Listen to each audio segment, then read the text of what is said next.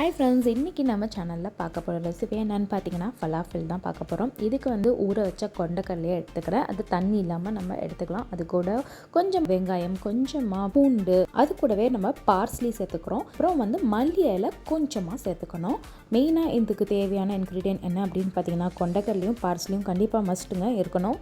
இது கூட தேவையான அளவு உப்பு, கொஞ்சமாக ஜீரகத்தூள் இதெல்லாம் சேர்த்து நல்லா மிக்சியில் அரைச்சி எடுத்துக்கலாம். தண்ணி இல்லாமல் அரைக்கிறதே ரொம்ப நல்லது.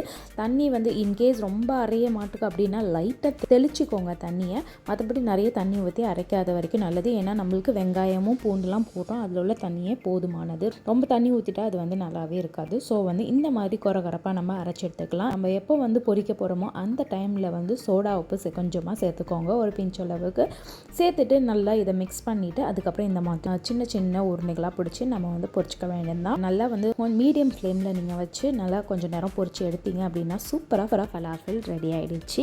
இதை நீங்கள் இது கூட ஹம்மோஸ் இல்லை garlic paste சாஸ் எது வேணாலும் வச்சு நீங்கள் சாப்பிட்டுக்கலாம், நீங்கள் விருப்பப்பட்ட மாதிரி. நம்மளோட ஃபலாஃபில் சுட ரெடி ஆகிடுச்சு. நீங்கள் இந்த சூடாக சாப்பிடும்போது நல்ல ஒரு கிறிஸ்பியாகவும் உள்ள ஒரு சாஃப்டாகவும் இதோட டெக்ஸ்சர் ரொம்பவே நல்லா இருந்தது. நீங்களும் இதை ட்ரை பண்ணி பார்த்துட்டு எப்படி இருந்துச்சு அப்படிங்கிறத ஷேர் பண்ணிக்கோங்க. தேங்க்யூ.